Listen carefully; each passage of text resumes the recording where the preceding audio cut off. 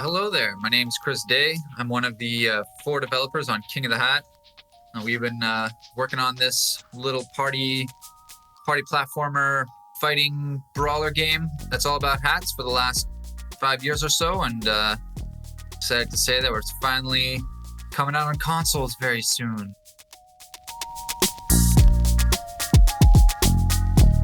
So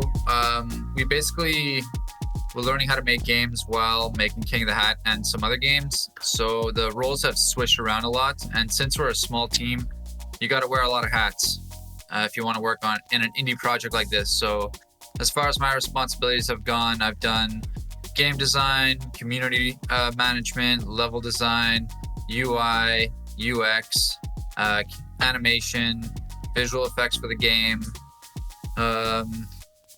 feature design, figuring out what new features we're going to have in the game.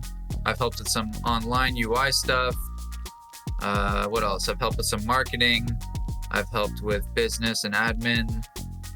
I've done some programming, and really a lot, actually. I pretty much covered almost everything you can do in the games, except for I didn't make any music, and I didn't animate most of the characters or anything, but I've animated a couple characters, drawn a few, and do a lot of implementation in Unity, getting everything in there, and a ton of bug fixing too, and some light porting stuff. Really a lot.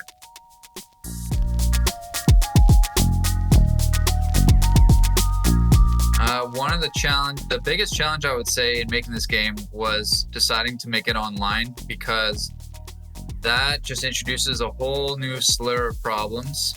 Like, you gotta have people online for others to play online, or else no one can find each other to play online. Then you get the dead lobby problem where nobody's online because nobody's online.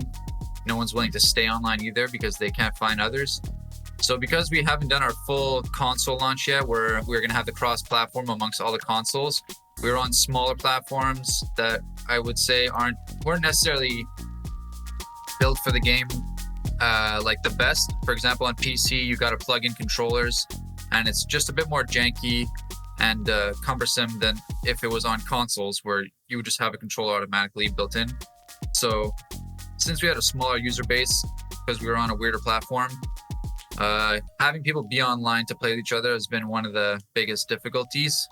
And also designing just that online experience, making it like appeal to all the different types. Some people just want to play for fun with friends. Some people want to queue up in a ranked queue to play competitively or do tournaments.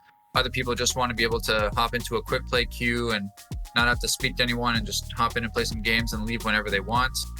And so online has been a big undertaking because of that, and as well because it's a really fast-paced game, which means that if you have any lag across the server, then that's really going to affect everyone's experience, which makes modes like 2v2, where you have 4 players in the same match, harder to manage and has a bit more lag, because if everyone has different types of computers and different powers on their computers and specs and are a bit further away from each other, then it's a bit harder to have an extremely smooth game. And the last piece of why online has been the biggest hurdle is because if you choose to make your game online, then you also have to pass a bunch of new requirements for all the consoles, which added on about twice as much work. And they're very hard to test because you need multiple development consoles. And overall, online has been the biggest frontier that we didn't know about, that we thought we'd be able to bang out on medium mode, and turned out to be super duper hard mode.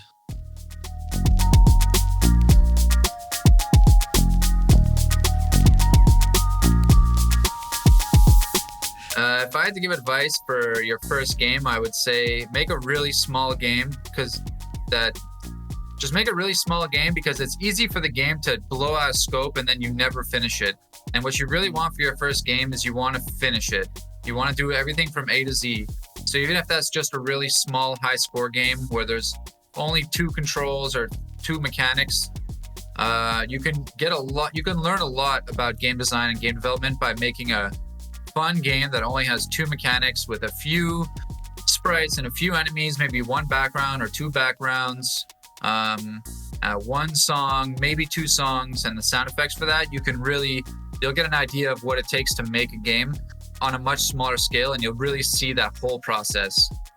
Whereas a trap that I've seen a lot of developers fall into, and that we just kind of fell into for our last development segment, is if you make a big game and you constantly add new features and you think about how it's going to be so big and amazing, then it takes a really long time to finish it. And by the time you just got to figure out a way to keep that motivation going the whole time, because it could really drag on.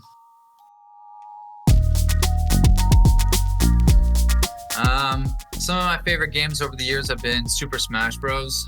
Because it's just such a classic brawler game that's just got perfect competitive space and simple concept, really good. I've been a huge fan of Smash Bros. My whole life. I've also played a bunch of StarCraft, so real-time strategy games, and I played a lot of Dota. So again, another real-time strategy game.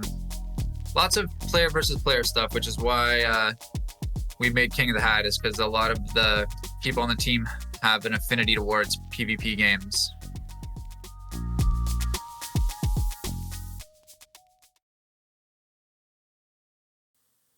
Well, I've never solved the Rubik's Cube, and I've never used a fidget spinner,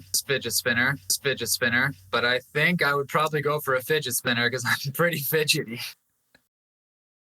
Fidget spinner.